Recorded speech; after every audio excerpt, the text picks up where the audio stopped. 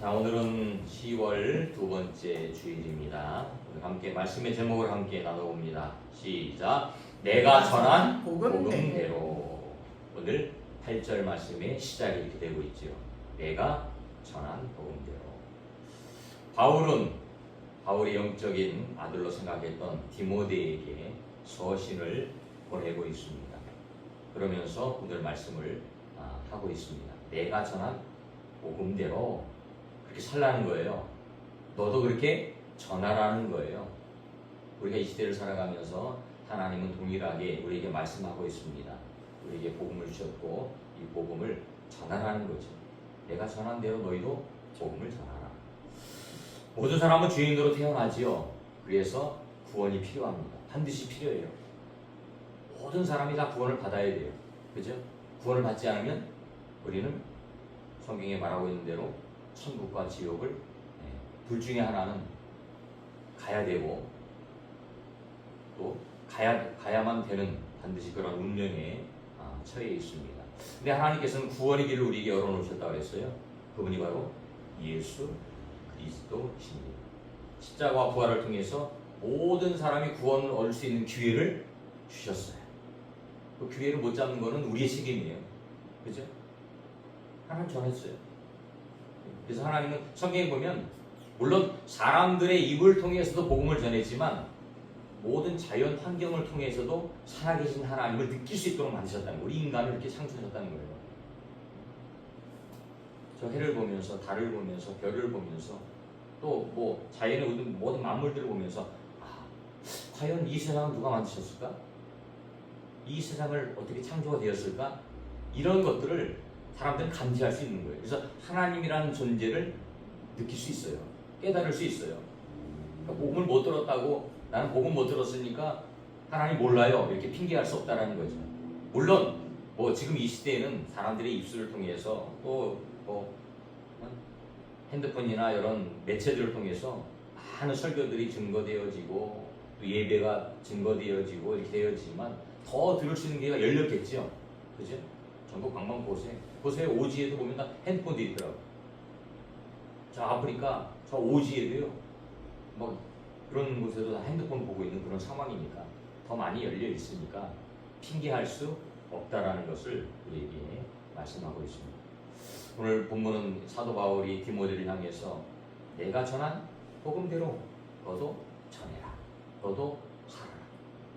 또 우리에게 이 시대를 살아가는 우리에게도 우리가 복음 전한 대로 너희도 그렇게 살고 이렇게 전하라는 거예요. 그 복음의 핵심이 뭡니까? 오늘 말씀해 보면 여러 가지가 나오는데 세 가지를 한번 보려고 합니다. 첫 번째로는 8절 말씀이에요. 내가 전한 복음대로 다윗의 씨로 죽은 자 가운데에서 다시 살아나신 예수 그리스도를 기억하라. 다시 살아나신 예수 그리스도를 기억하라는 거죠. 우리 기독교의 핵심이 뭐예요? 우리 기독교의 핵심은 십자가와 부활입니다. 우리 기독교의 핵심 주 내용은 십자가와 부활이에요. 그죠? 근데 많은 사람들이 십자가의 중요성은 굉장히 잘 알고 있어요. 예수님이 우리의 죄 때문에 죽으셨습니다. 그죠? 그 죄를 통해서, 그 십자가를 통해서 우리가 구원을 받았습니다. 이런 것들은 굉장히 강조하고 많이 알고 있어요. 근데 그 반면에 부활의 중요성은 그렇게 많이 드러내고 있지 않다라는 거예요. 근데 십자가와 부활은요, 동전의 양면과 같아요. 십자가가 50%라면 부활이 50%. 똑같이 중요해요. 굉장히 중요합니다. 근데 십자가만 강조한다면 그건 반축신앙이 되는 거예요. 우리는 십자가와 부활 이것이 강조되어야 되는 거예요. 그러니까 어떻게 보면 이 바울은요 체험의 신앙이었어요. 그러니까 체험의 신앙이 굉장히 중요합니다. 예수님을 만나고 신앙생활을 하느냐 그냥 지식으로 알고 신앙생활을 하느냐 이것은 엄청난 차이가 있습니다. 근데 바울은 체험의 신앙이죠. 부활하신 주님을 만났어요. 그죠?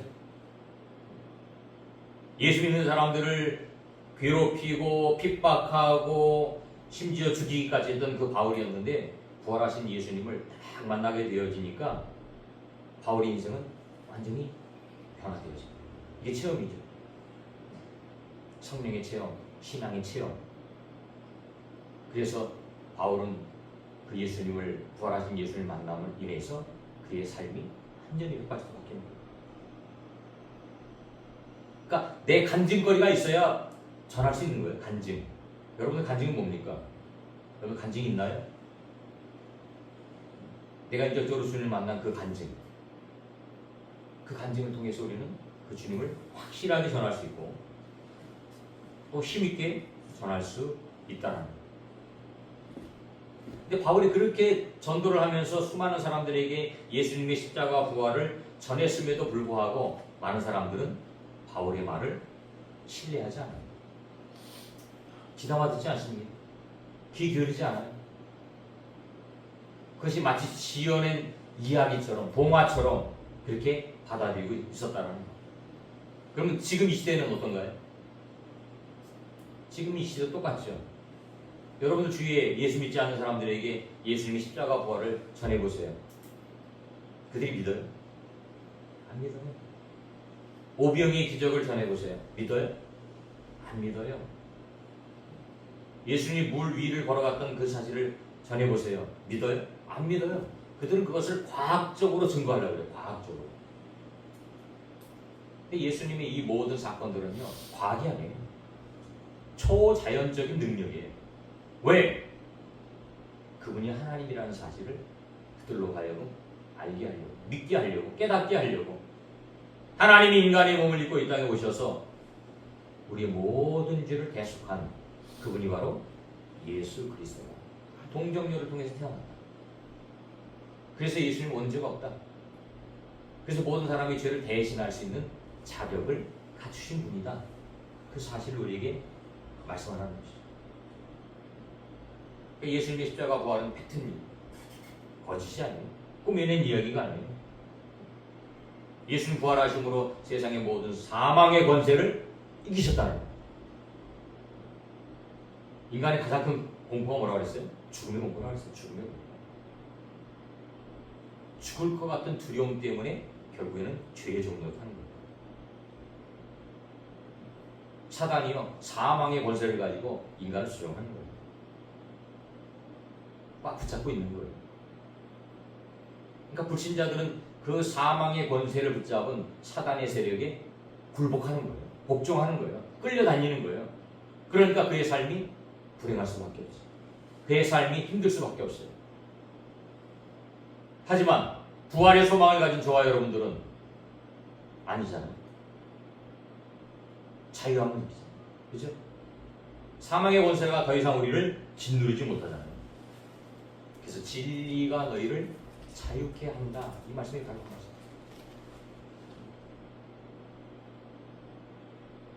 여러분 이 말씀의 의미를 마음속으로 느껴집니다. 진리가 너희를 자유케 한다. 우리를 자유케 한다. 저도 처음에는 이 말씀이 이해가 안 됐어요. 근데 믿음이 확실해지고 부활과 십자가의 사건이 확실히 내 마음속에 느껴지는 그 순간부터는 아 그렇구나. 진리가 우리를 자유케 한다. 더 이상 사망 권세, 죽음의 권세, 공포에서 벗어나서 이제는 자유로운 예수 그리스도 안에서 참된 기쁨과 참된 평강을 누리게 되는구나. 그죠? 이게 부활의 소망이라는 다시 살아계신, 다시 살아나신 그리스도를 기억하라. 우리는 부활의 소망이 있습니다. 부활의 소망은 우리를요 기쁨으로 이끌고, 부활의 소망은요 우리를 활력으로 이끌고, 부활의 소망은요 우리를 저 영원한 천국으로 이끌어가는 거예요.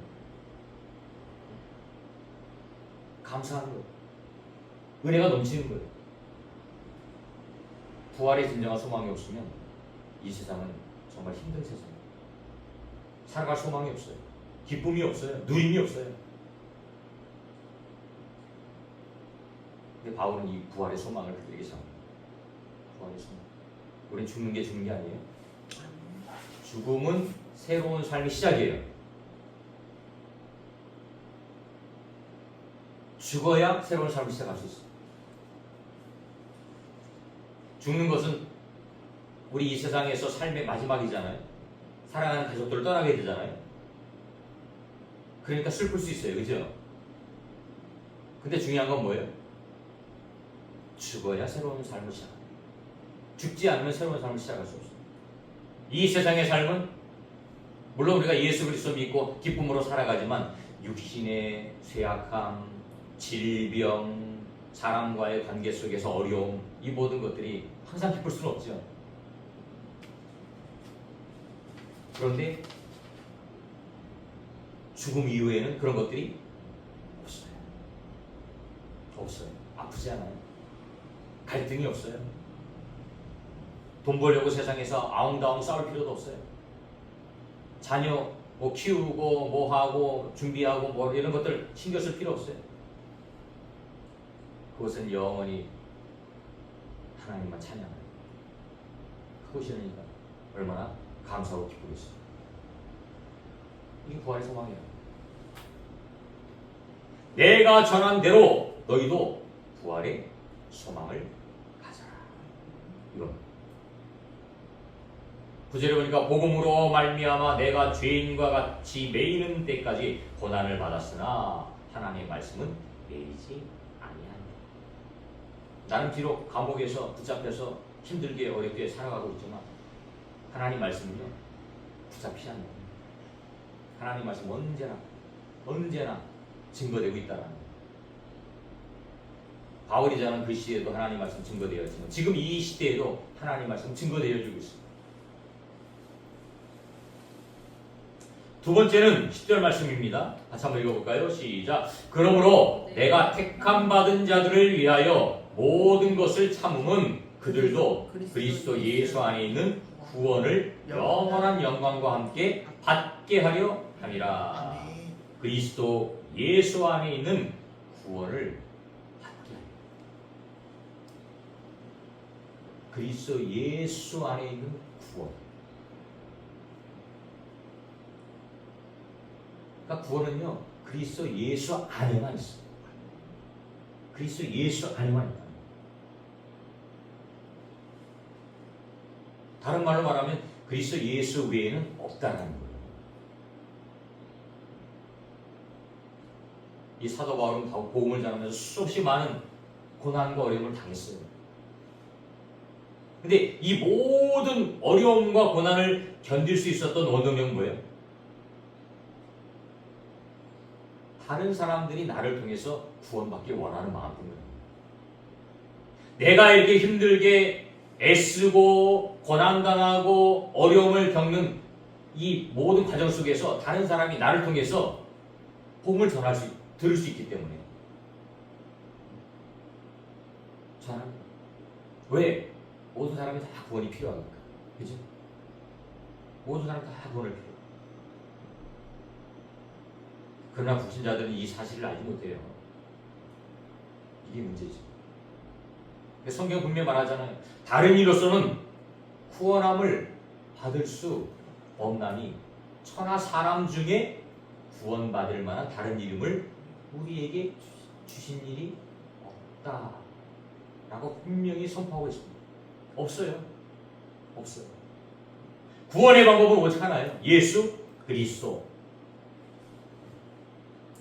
하나님의 독생자를 통해서 구원의 길을 열어놓으셨다는 거예요. 그래서 예수는 자기 자신을 이렇게 소개하잖아요. 내가 곧 길이요 진리요 생명이니 나로 말미암지 않고는 아버지께로 올 자가 없느니라. 이렇게 선포하는 거예요. 너무나도 중요한 말씀입니다. 오직 예수 안에만 구원이 있다는 거예요. 그리고 모든 사람이 다 구원을 받아야 될 대상자들이라는 거예요. 왜 그래요? 죽음 이후에는 심판이 있다는 거예요. 한 번 죽는 것은 사람에게 정해진 것이요. 그 후에는 뭐가 있어요? 심판이 있다는 거예요. 그러니까 이 세상의 삶이 끝이에요? 아니에요. 이 세상의 삶은 끝이 아닙니다. 새로운 세상을 준비하는 과정이에요. 새로운 세상. 거기가 어딘데요? 성경 분명히 말하죠. 천국과 지옥이다. 새로운 세상이 있다. 근데 많은 사람들은 이 세상이 끝인 줄 알고 살아가요. 이 세상의 끝인 줄 알고 살아가요. 육신의 정욕, 이생의 자랑, 안목의 정욕대로 살아가는 거예요. 먹마시장이 뭐예요? 먹고 마시고 시집가고 장가가고 이게 나쁜 건 아니에요. 다 해야 될 거예요 우리가. 근데 이 삶의 목적이 거기가 있어서는 안 된다는 거죠. 성경은 분명히 이야기합니다. 이 세상은 끝이 아닙니다. 새로운 시작, 알리는 그런 과정입니다. 그래서 우리 그리스도인은 날마다 새로운 삶을 시작하는 그런 일들을 이루어가고 있는 거예요. 준비하면서 살아가는 거예요. 준비하는 거예요. 우리는 저 영원한 천국을 준비하는, 오늘도 내일도 죽을 때까지 천국을 준비하는 거예요. 그래서 마태복음에 보면 달란트의 비유가 그거예요.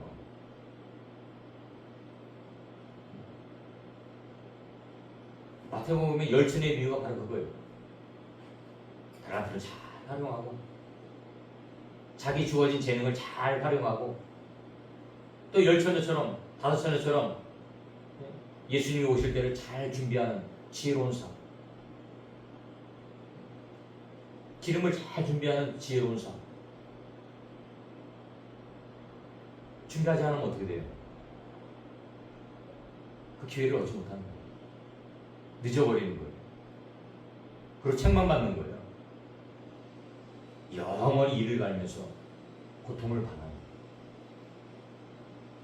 이 세상이 힘들고 어려워도 우리는 끝까지 인내하면서 가는 거예요. 믿음의 길을 가는 거예요. 항상 이야기하지만 우리 신앙생활은 마라톤과 같다고 그랬어요. 마라톤 뛰는 거 굉장히 어렵습니다. 어느 정도 가면요 지쳐요. 포기하고 싶어요. 그만두고 싶어요. 하지만 끝까지 뛰어야 메달을 받을 수 있다. 금메달이 아니어도 괜찮아요. 은메달이 아니어도 괜찮아요. 마라톤을 완주하면 메달을 다 줍니다. 우리는 안 뛰어봐서 잘 모르겠지만 완주하면 다 기념 메달을 줍니다. 그것처럼 우리가 최선을 다해서 뛰어가요. 왜? 오직 예수 그리스도 안에만 구원이 있기 때문에 그 길을 가는 거예요. 근데 구원을 영원한 영광과 함께 받게 하려. 영원한 영광. 영원한 영광이 뭘까요? 천국의 삶이지. 그죠? 천국의 삶. 우리의 소망은 천국이에요. 만약에 이렇게 수고하고 애쓰고 힘들게 노력을 했는데 천국 못 간다? 그럼 우리 삶은 완전히 바보짓 하는. 바울이 그렇게 고백하죠. 만약에 천국이 없다면 우리는 다 바보다. 헛수고하는 거잖아요. 그렇잖아요. 주일날 더 자고 싶은데 늦잠 자고 싶은데 늦잠도 못 자지. 여행 가고 싶은데 여행도 못 가지. 교회 다니는 사람들은요 진짜 여행 가고 싶어도 그렇게 마음대로 못 다녀요. 왜? 주일은 예배 드려야 되니까. 이 삶 있는 사람들은 주일이 쉬는 날이니까 그들은 편해요. 놀러 다니기 편하고 좋아요. 근데 예수 믿는 사람들은 주일은 반드시 교회 가는 날이니까 이게 쉽지 않아요. 저도 마찬가지예요. 주일은 예배 드려야 되는 날이니까 어디 가서 뭐 여행을 간다든지 뭘 한다든지 계획을 세우는 게 이게 뭐 쉽지도 않고 하지도 않지만 어쨌든 그러니까 기회가 줄어들죠. 근데 예수 안 믿는 사람들은 주일날 껴서 뭐 금요일부터 주일날까지 간다든지 뭐 하다는 걸 되게 많이 다닌단 말이에요. 그럼 우리는 그런 거 못하죠. 또 교회 오면 또 헌금도 해야 되죠. 그 돈이면 다른 일 많이 할 수 있는데 다른 데 쓸 수 있는데 그죠? 맛있는 것도 사 먹을 수 있고 자기가 사고 싶은 것도 살 수 있는데 헌금도 해야 되죠. 봉사도 해야 되죠. 만약에 천국이 없다면 저와 여러분들 우리 예수 믿는 사람은 다 바보예요. 그렇잖아요? 바보짓 한 거예요. 시간 낭비, 돈 낭비, 체력 낭비. 그런데 우리는 확신하잖아요. 우리는 낭비한 게 아니다. 왜? 천국이 확실히 있으니까. 천국이 확실히 있다는 걸 믿으니까 우리는 오히려 주일날 놀러 다니고 주일날 예배 안 드리고 그렇게 사는 사람들을 보면서 뭐라고 생각해요? 불쌍하다고 생각하죠. 그들을 향해서. 그죠? 불쌍하다고 생각하잖아요. 왜? 죽음 후에는 그들은 지옥 가야 되는데 우리는 천국 가고 그들은 지옥 가고 얼마나 불쌍해. 근데 죽음 이후에 그들은 후회해봤자 소용이 없대요. 누가복음에서 그 이야기를 하잖아요. 부자와 나사로의 얘기. 죽음 위에는 옮길 수 없다는 거예요. 이 세상에 살아가면서 우리의 삶이 어떤 삶을 살았느냐에 따라서 천국과 지옥이 나뉘어진다는 거예요.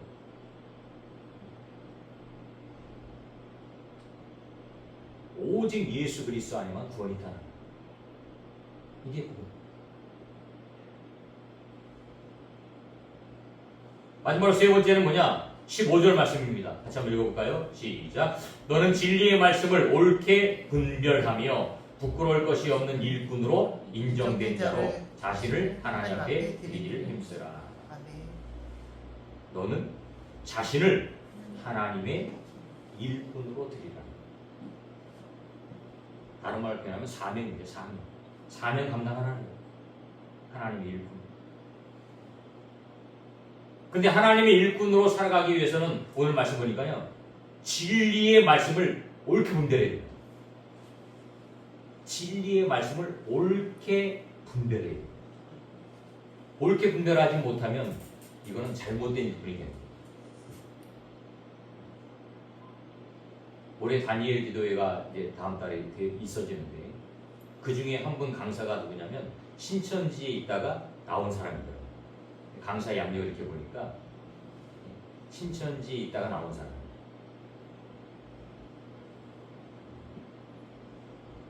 그들은요 진리의 말씀을 옳게 분별하지 못합니다. 그러니까 거기 빠진 거예요. 수많은 사람들이 그렇게 살아가요. 얼마나 많습니까 그들, 그죠? 신천지, 뭐 하나님의 교회, 뭐 통일교, 뭐 얼마나 많아요. 세력이 숫자가 얼마나 많아요. 우리나라만 있어요? 전 세계적으로 있어요. 그런 것만 있어요? 아니에요. 그 유사한 종교들은요 각 나라들마다 각 지역들마다 엄청나게 많다라는 거예요. 왜? 진리의 말씀을 옳게 분별하지 못했기 때문에 그렇게 살아가는 거예요. 근데 우리는 하나님의 말씀을 옳게 분별하고 살아가니까 얼마나 감사한 거예요.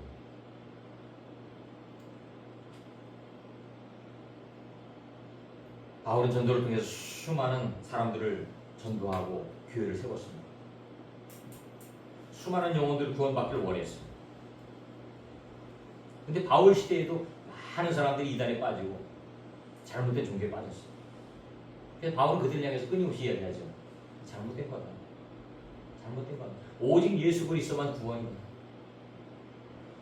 오직 예수 그리스도만 통해서만 구원함을 받을 수 있다는 것을 그들에게 말합니다. 잘못된 신앙, 그릇된 신앙을 통해서 수많은 사람들은 영혼이 죽습니다. 영혼만 죽나요? 아니에요.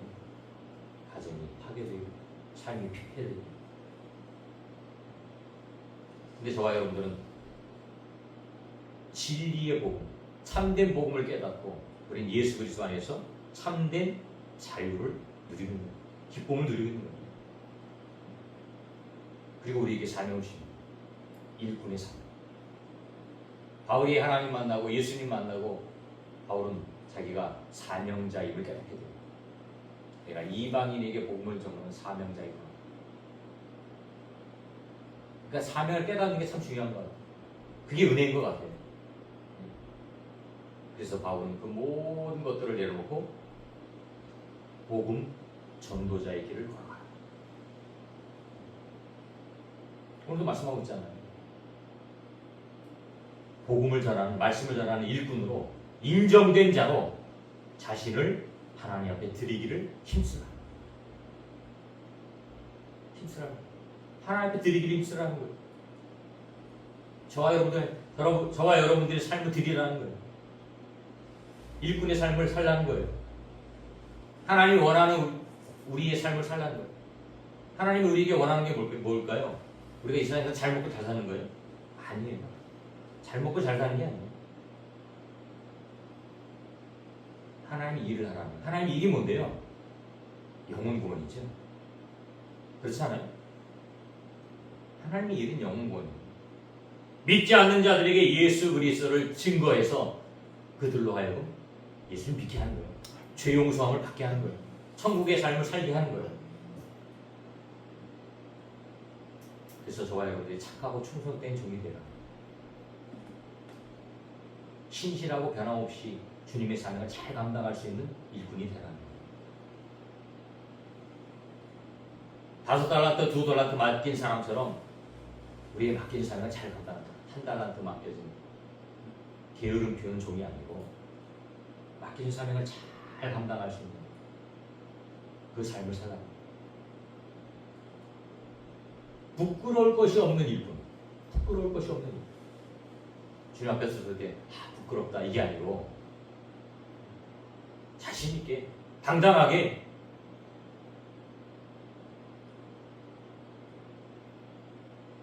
주님 저 최선을 다하다 왔습니다.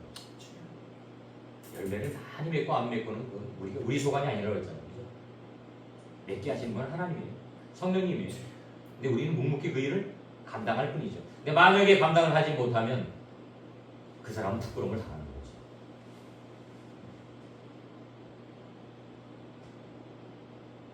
세상의 조건들은요 시간에 따라 변합니다.